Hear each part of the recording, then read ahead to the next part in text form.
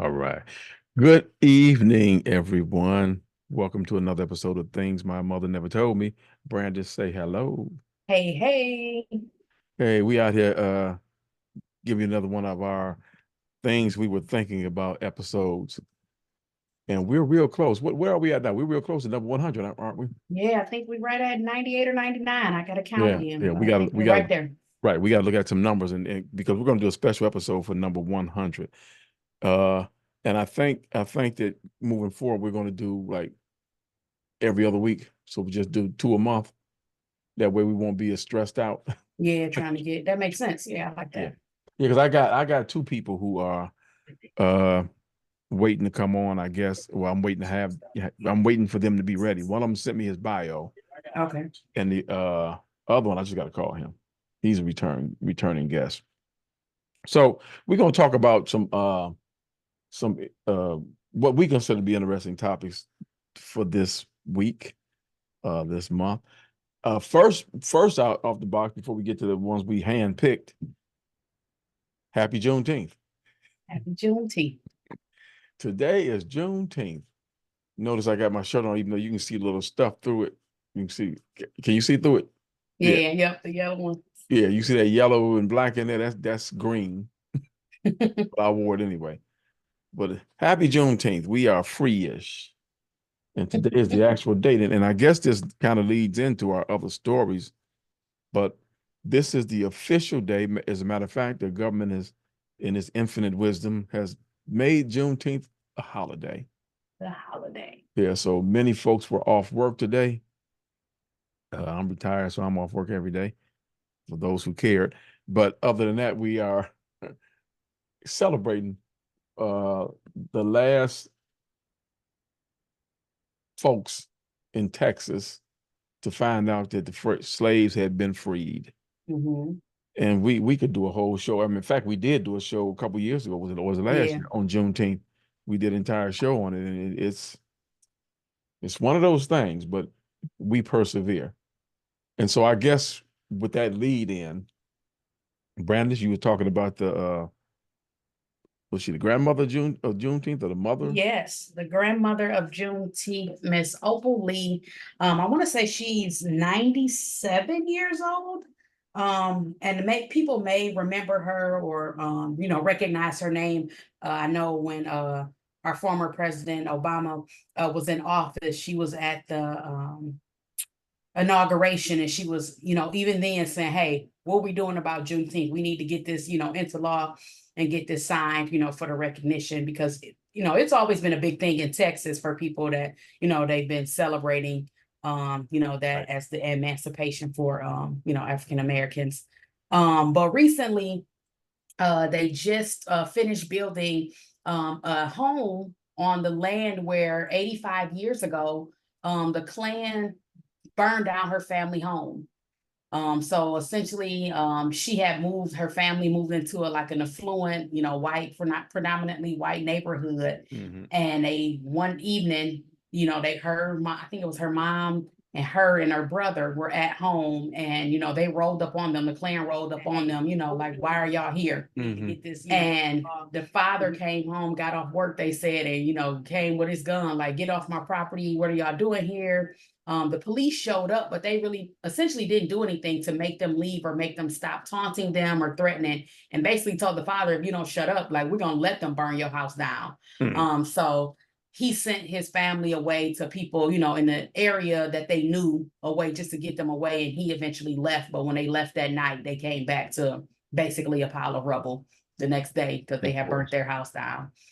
So Texas Capital Bank and then Trinity Habitat for Humanity, and then History Maker Homes all got together to fund basically rebuilding her home on that land. 85 years later, it's 1,700 square feet, 3 bedrooms, 2 bathrooms, and then actually one of the rooms they turned into a library because she's an avid reader. Oh, okay. So I'm just like, it's awesome that right around, Juneteenth, that what she, has been pushing for a significant portion of her life, Right. right? They were able to get the house done in time for the holiday for her. And they had I don't think it was like a ribbon cut or anything, but they had a lot of press and everything there. Yeah, she's 97. So press were there. They were doing interviews and everything. So just a nice feel good turn the corner story that we like to hear and see about. But for me, it was just like the fact that at that time, am I surprised? No, but that police told them, like, you just shut up and be taunted, or we gonna let them burn your house down. And essentially, they did exactly that. Right. So she's like, she's been fighting for it for years, and I believe it was owned by the Trinity Habitat for Humanity, and they essentially sold the land to her for $10. Oh, And okay. now they finally, finished building on that land. But And was you said it was on the same land where the original house was, or no? Yep. And so not only did they burn it down, but through the years, her family lost the land. Yep. It was owned by Trinity Habitat for Humanity. I'm like, oh, that sounds like, a story we've heard before, right? Right. People Well, coming in, pushing others out, and taking up possession, ownership, like it didn't belong to anybody, like it was free game. right. At least it was only $10 they sold it back. Yeah, that's what I was like. Yeah, it was $10 that they let her have it for. Yeah. That's crazy. Why my water not coming out of here? Yeah, she was she was 12 years old on June 19th, 1939, Wow. when it happened. That's crazy. Yeah, I'm looking at just the whole story of her.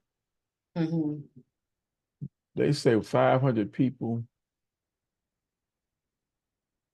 500. Wait a minute now.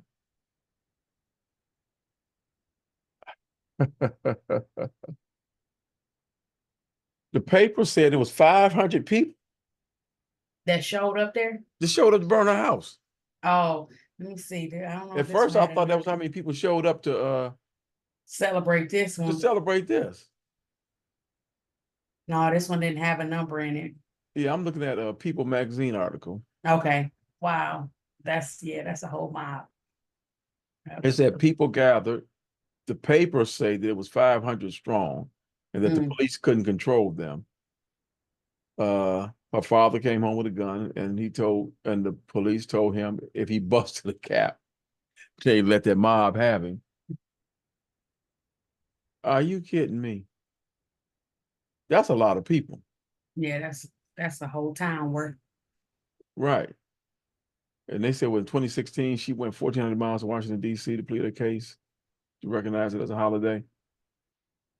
She received, in May of this year, she received an honorary Doctor of Humane Letters degree from SMU, her 8th honorary doctorate. And that same month, she got the Presidential Medal of Freedom from President Biden for her efforts for making Juneteenth a national holiday. Well, that's crazy. And it's funny, the whole Juneteenth, it plays into the other stuff that I was looking at this week. The main story I want to do is about this golf tournament, but I want to sidestep that because I don't know if I was talking earlier, you didn't get a chance because you were out of town, but it just came out today, the Black Barbie story on Netflix. And it's funny because it kind of plays into the whole Juneteenth narrative. And I would bet money that that's why they released it today. Oh yeah. Shonda Rhimes produced it. Okay. So I bet money that that's why they released it today. And the battle they had to get Mattel to buy in. They were saying in the story that early on, years and years ago, it was actually against the law for people to manufacture black dolls. Oh wow. They came up with how like the lifelike dolls. So they made these dolls that weren't quite lifelike. And they had one, they called it a upside down doll, I think it was. One side was a little white baby. Okay. With a dress on. But if you flipped it over and pulled the dress down, then the baby looked black. And they had these exaggerated features where not only was it supposed to be black, but they were kind of scary. Oh, wow. They looked more like voodoo dolls than they did anything else. Little baby dolls. Wow. Right. Right. And so the movie talks about this woman,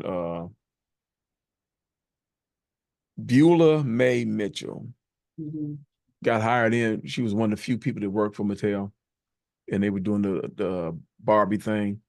And the woman who I don't know if she one of the owners of Mattel, but she was with doing the doll line. Was asking her, they kept coming over to the workers, what did they think they need to do to make the place better or make toys better? And they said, make a black doll. But now it was a few years before they literally came around and did it, because a doll in 1967, a doll called Francie came out. In 68, the Christie doll, which was Barbie with dark skin. And so it wasn't really another doll. Barbie, it just was, right. Right. It still was Barbie. And in 1970, they had a company called Shindana, and they made black dolls.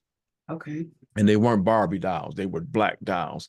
And they had a whole line of black products. And this just goes how to show you how things work. They were doing pretty good. They were selling. They weren't the number one seller, but they were doing pretty good until them folks realized that they could make some money off of it. Then they pushed Shindana out of business. Okay. But they had a line of black dolls, and they looked like black people. They had features, wider nose, bigger lips, probably. Bigger lips. Rumps was a little bigger. Okay. So they came up with that line that made it look better. This chick named Kitty Black Perkins, they brought on board to design clothes for the black Barbie, because they wanted to make it look more ethnic. And so her efforts is what got Barbie to be more Afrocentric. Okay. Her dress, her features. And so the crazy part about it, and then they said the black Barbie itself was introduced in 1980. That's when they ran that other company out of business. Yeah. The all black company. But they said the doll was introduced in 1980, and they went back and looked at the promotion, and because they went to do mostly women. It was a couple guys they interviewed.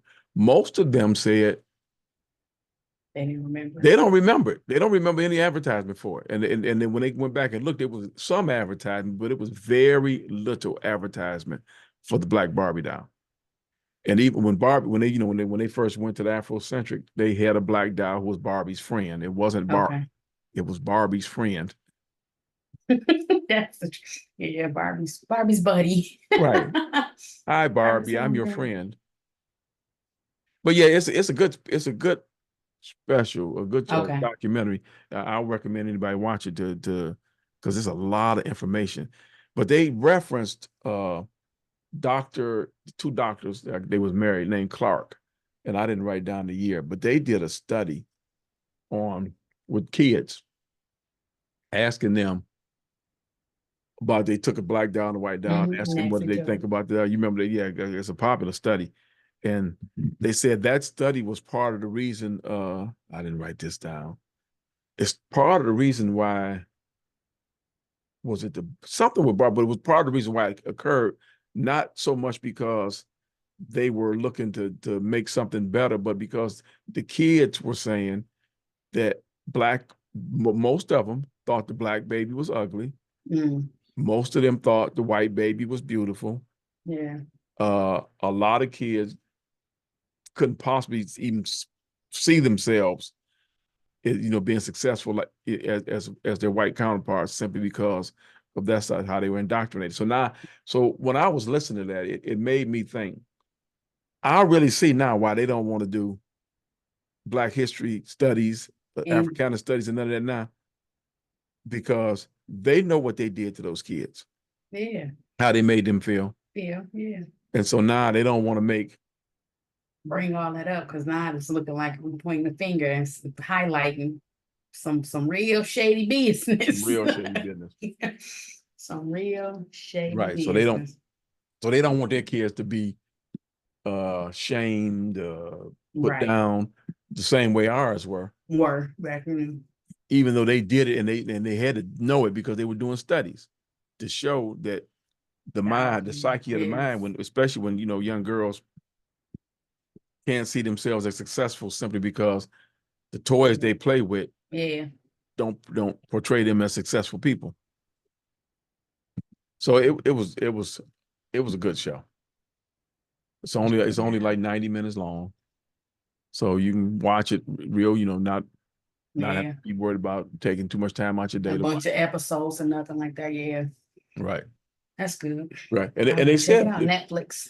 Yeah, it's on Netflix. It's on Netflix. They said more recently this woman did a study where she did the same type of study, but she didn't ask white or black or race or not race. She didn't ask the kids any questions like that. She just asked about the dolls themselves. And the kids weren't necessarily saying anything about race, but they were using key words to let you know that they were seeing race. Yeah. Because they even asked them, one child said that the white doll was Barbie and the other one wasn't Barbie. And he said, why would you say that? He said, well, when I watched the movie, the white girl got out of the car with the blonde hair, blue eyes. She got out of the car and the story was about her and her family. The black girls that they talked about was Barbie. They didn't even introduce their families. Wow. They just showed them. They didn't do any long drawn out thing with them. So it's obviously which one is Barbie. The one with car and family, society, things that have told us that this is, Right. Right. And there's other girl, the woman who did the whose documentary it was, because Shonda Rhimes produced it, but she didn't do it. She talked to her two sisters. One of was a sister and niece, but anyway, one of them is older than the other.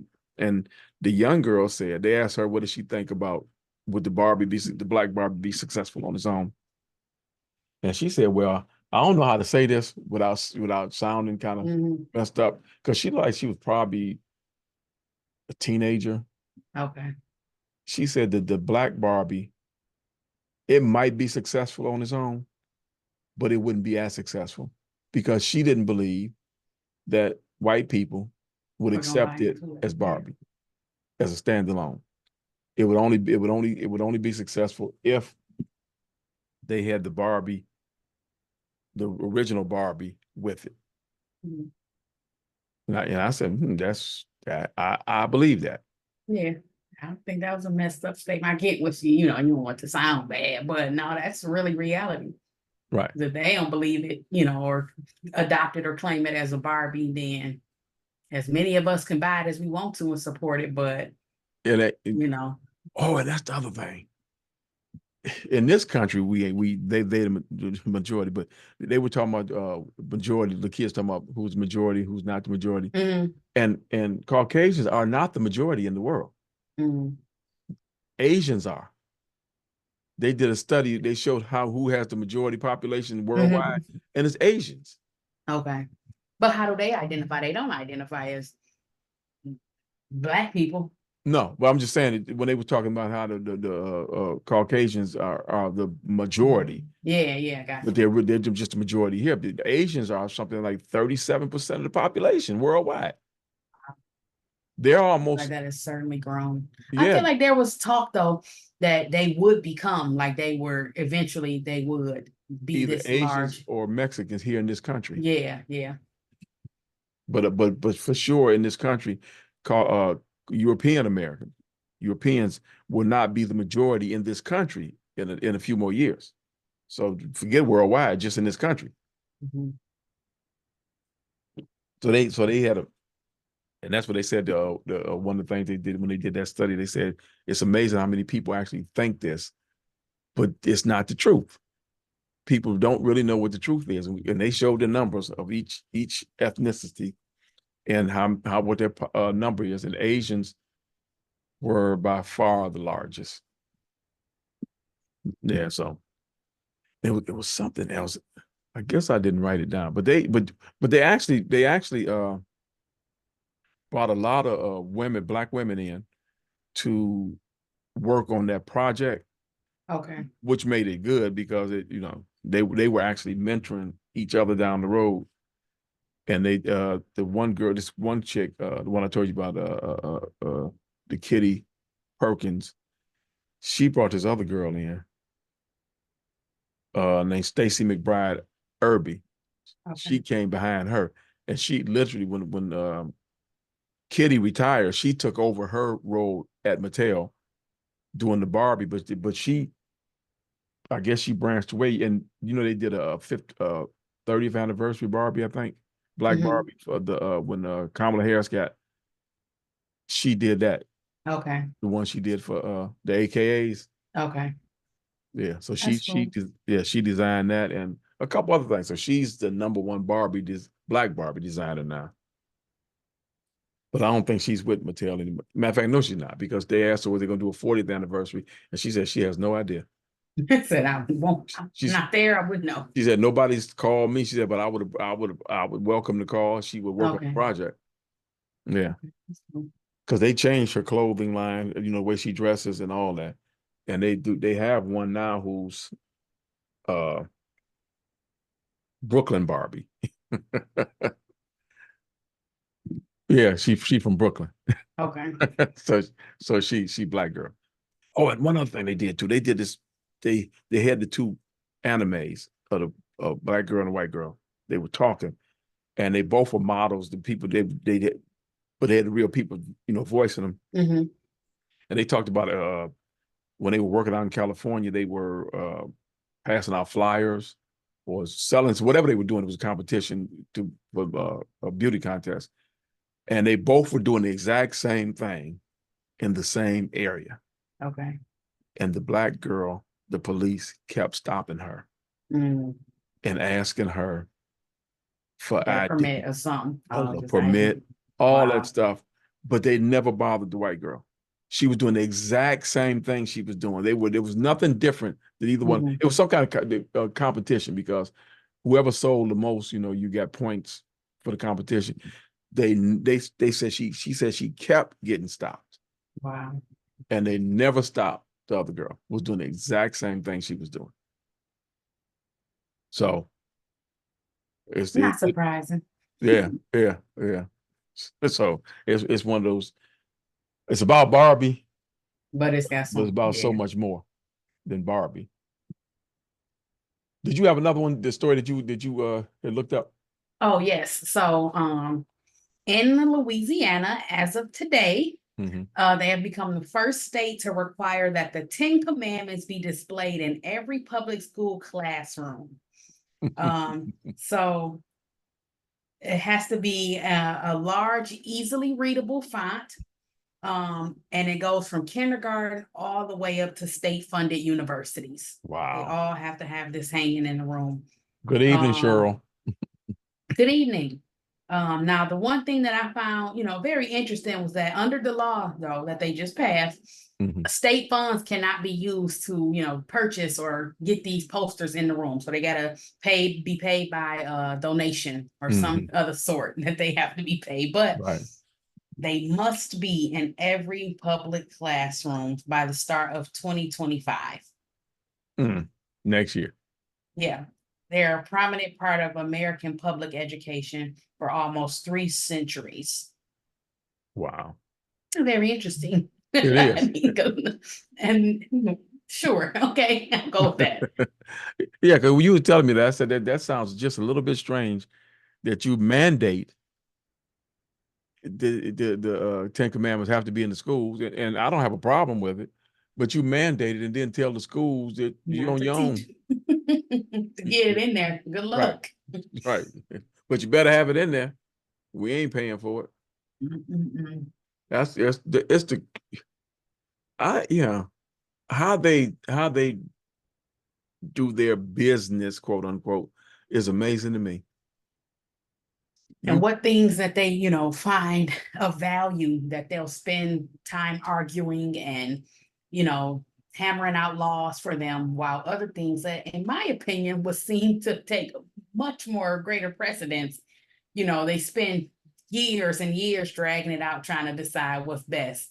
However, they can easily say, "Oh yeah, everybody got to hang up the Ten Commandments in the classroom Well, the and get funny it done ASAP." the funny thing is that they let folks come in and tell them that because you had to separate church and state, Churches, all that stuff is not supposed to be there.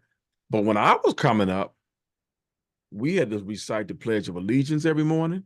yeah, There was almost prayer in hand the in hand. schools, Yeah. all that stuff, and they legislated out of it. Have you been to the Supreme Court building in D.C.? Not that I remember. On that building are the Ten Commandments. They are engraved on that building, all the way around the building, the Ten Commandments. Really? So what we talking about? The problem, I don't have a problem with them mandating it being in the schools. I have a problem with them not paying for it. Yeah, that's the You're gonna mandate something. If the government gonna mandate something, the government need to pay for it. easily, yeah, very easily. Send out the posters you want us to hang up, because then when they not correct, or it's not easily readable to you, or if y'all sending in people to check or whatever the case may be, Right. well, you should all made them all standard across the board, so they are identical and look alike in every location where they should be. We have no problems. No problem. So, but you giving me the creative liberty to make it and design the poster based on whatever donations I come up with, because that could be $20 and a handwritten note up on the wall on the poster. 10 Commandments here. Here they are. Right. I copied this out the book in the library. Hang this up. It's right here. Right here. And now let me ask you a question. Is it it has to be somewhere visible in the school's main lobby? Because it can't be in every classroom. No, it's in all public classrooms, from kindergarten to state-funded universities, in large, easily readable font. Wow. Okay. Yep.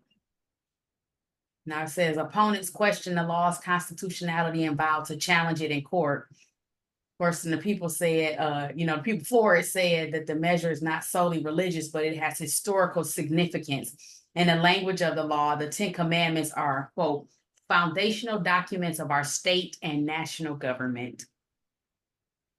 So, yeah,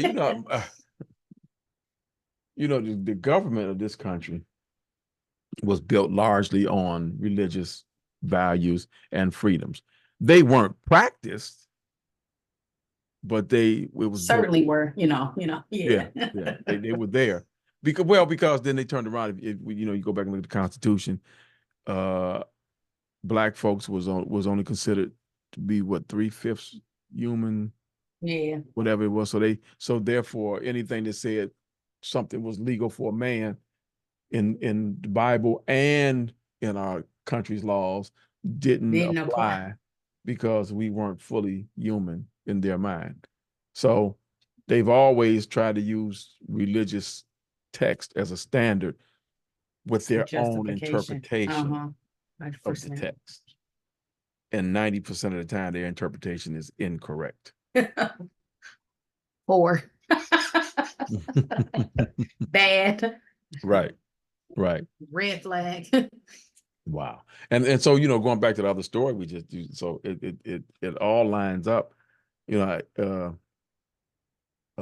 the Barbie principle, and then turn it around and doing what they're doing with the schools in some of our states, where we can't teach anything about African American or the histories of African American folks in this country. And it's even funny that some of our people here tell Black folks they need to go back where they came from. And the majority of the Black, as a matter of fact, I don't know anybody here who wasn't born here. It came from somewhere else. Right. I don't know. We was all born here.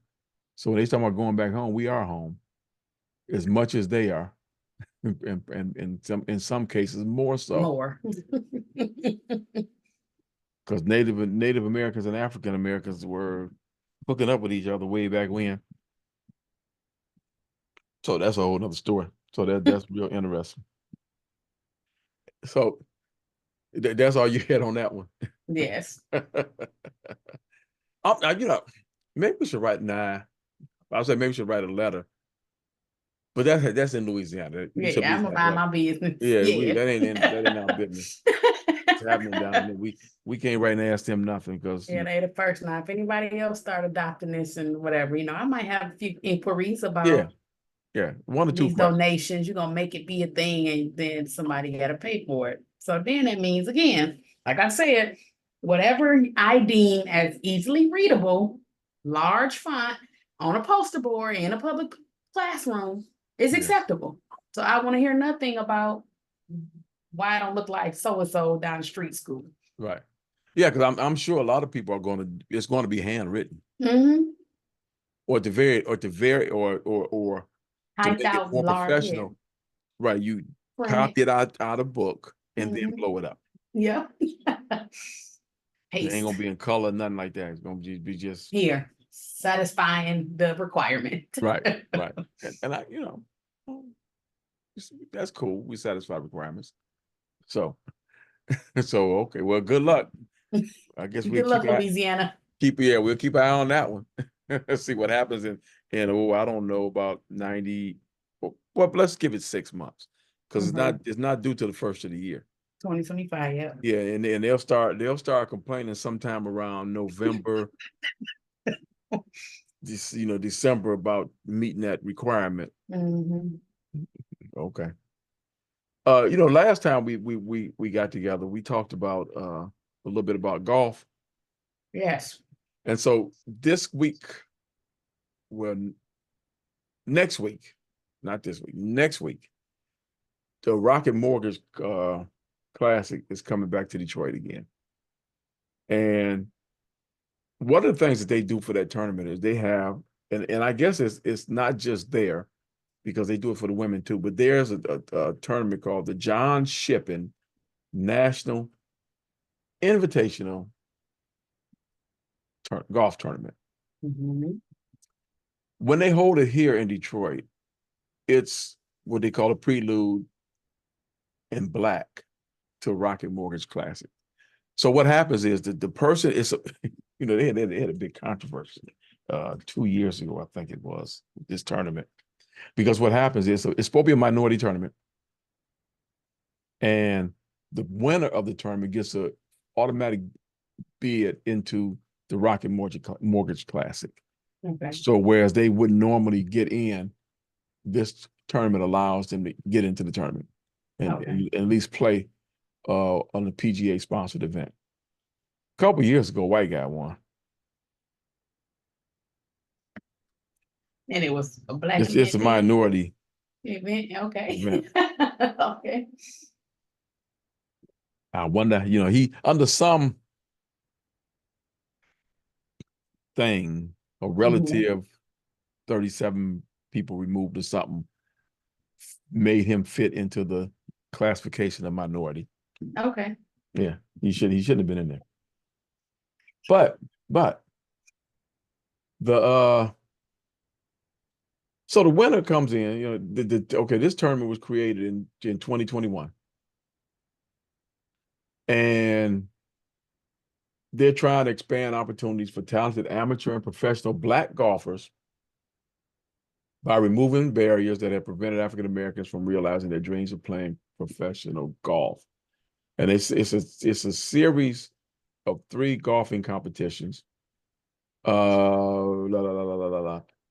So they receive exemptions competing in selected tournaments sanctioned by the LPGA, Ladies Professional Golf Association, and the PGA, Professional Golf Association of America.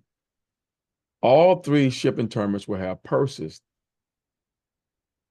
Okay, because at one time they were just playing as a friendly type thing, just for the right to get into the Rocket Mortgage. Yeah, the Rocket Mortgage, and then I think it's Philadelphia. I'll get to when I get further down.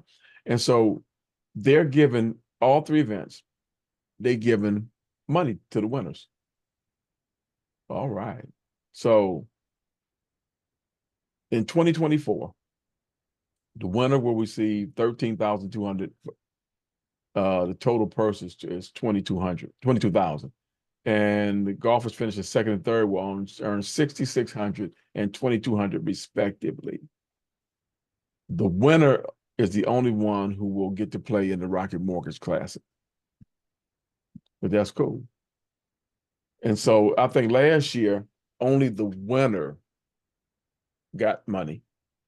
Okay. And so now they're at least giving it to the first three winners. And so they're doing they're trying to raise more money to at Make it least give bigger or them something. something. Okay. Because they don't win a whole lot of money when they, win this tournament, but they do get a chance to play. That exposure, yeah, and opportunity. Right. And Yeah. the craziest thing to me is that I've never understood how African American golfers, because I've seen some people who appear to be pretty good, but they can't compete on that level. They just can't. We just gonna tell the truth. I know there's a lot of other stuff that goes in it. That goes into it. The training facilities. Okay. And the fact that you need money to train and play at these different venues, and they just can't compete at that level.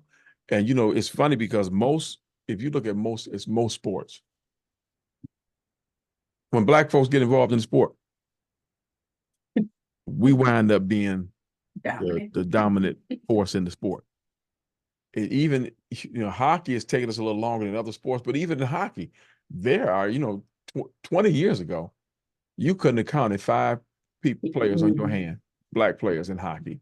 Now it's quite a few of them, and a lot of them we don't know who they are because basically they wearing helmets and we don't watch for real. Yeah, there we go. There we go. That's the other bigger part. We don't tend to watch.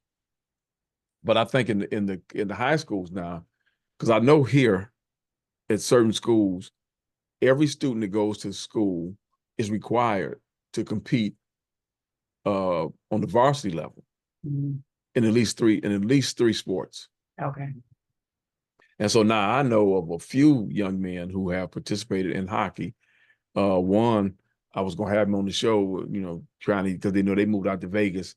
Okay. But he came back. He won. He actually got a scholarship at Michigan State and was playing there. I saw an article that somebody sent me a couple of years ago. Well, his mother sent a couple of years ago on the social media, where they had an all African American hockey team playing. Oh wow! Like AAU or travel. Traveling. Okay. Yeah, and so they were based in Minnesota, and so they were playing all over the country. So I mean, he and competing on the level that he was competing on, he was doing very well. I talked to him a couple of months ago. He was telling me how he ain't as good as them. When he was coming up, it was so funny. When he was coming up, he was competing with kids older than him, and they made him drop back down to his age group to compete. So okay, whatever. But anyway, so even in hockey, we're making bigger inroads. If you look at, I think we talked about this last time. If you look at golf, when Tiger Woods came on the scene, we were expecting the floodgates to open, and they have not. You may have seen about in various iterations about 10 other golfers that have made it out there. Cameron Champ comes to mind, and he's won a couple tournaments. I cannot. Why I keep forgetting it? I know I keep forgetting his name because he went to Live Golf. But the other Black guy who I can't call his name, but he won one tournament. I know on the PGA Tour, but he that's all I know. And I know he won one on the Live Tour. When you go over there, I don't tend to follow you that much anymore because I ain't got time for that. But it's funny how we don't get the doors aren't open. They haven't opened like they was. There's a program here, Midnight Golf. Midnight Golf. And they let the kids go to teach them about golf and about life and help them get into college. But we don't tend to excel that much on a professional level in golf. And so that's what this John Shippen is available for men. Now, for women, the Cognizant Cup was held May 6th at the Upper Montclair Country Club in Clifton, New Jersey. And watch this. The winner was a 15-year-old girl named Ashley Shaw from Litchfield Park, Arizona. So she got a exemption to play in the LPGA's Cognizant Founders Cup tournament that was held from May 9th through 12th. And so she competed against the women, top women in the world. And of course, we'll have the men competing from the 21st to the 23rd. And the winner will then go and play in the Rocket Mortgage Classic. So it's something. It's a start. But yeah, they said this guy John Shippen was born in 1879 in Washington, D.C. And he literally played was he the first African-American professional golfer? Because he played in the second ever U.S. Open in 1896. He entered the tournament despite outrage and protest from several English and Scottish professionals in the field. Played, finished fifth. I guess back then, the only ones really playing golf was English and Scottish people. Wasn't too many. Wasn't too many United States folks. He was the first United States-born golf professional. Okay. And the first Black golf professional in the nation. The first Black golf professional in the nation. And the first United States-born golf professional. He competed in 4 of the U.S. Opens, the tournament they just had last weekend. 1899, he finished 25th. In 1900, he finished 27th. In 1902, he finished 5th. And in 1913, he finished 41st. He died at the age of 89 in 1968. So he's become associated with golf and trying to further the cause of African Americans in golf. So if you get a chance, watch the newspapers. They're going to let us know who won that John Shippen and who gets that invite. Opportunity, yeah. Because I didn't go out there last year, but the year before last I worked, and I saw the young man who won the John Shippen, and came on board. But I think the year before that, if I'm not mistaken, it wasn't Shippen, it was something else. That a guy that wasn't African American won. Was supposed to be a minority tournament. And he won because of outrage about the whole idea, him winning and then getting the invite. So I'll throw this commercial for my friends that they want me to give them a commercial. On July, what did I tell you, 13th? Is that the second? The 6th? The 6th is a Saturday. Yes. So the 13th will be the following Saturday. So on July 13th, at the Links of Crystal Lake in Pontiac, Michigan, there's a fundraiser for the Wishing Well Foundation, who help children whose parents are incarcerated get some of life's experiences.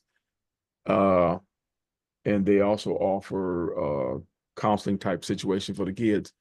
They'll be doing their annual fundraiser, their main fundraiser of the year, because they had a couple other fundraisers already, but they'll be doing their main fundraiser of the year at that golf course in the form of a charity golf scramble, team event, 4 people to a team, I think it's $110 per person, and prizes and a day of fun, and also supporting the worthy cause.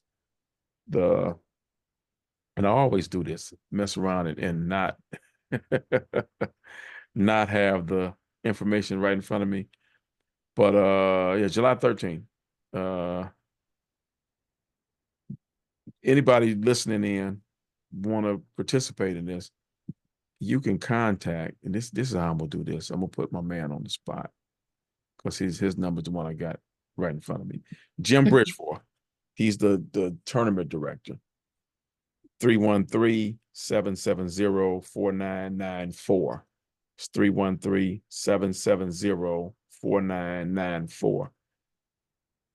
You can contact him if you want to register into the event, or if you want to just make a donation. Because, you know, like everything else, we always taking donations.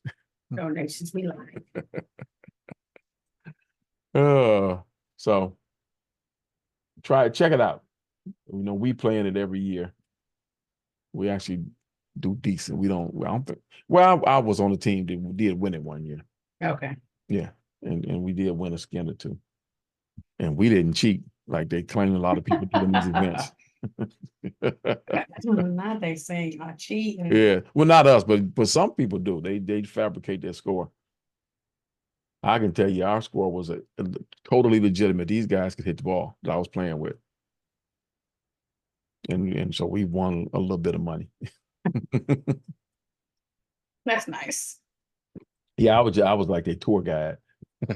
Tell them how all the holes. It was their first year playing out there.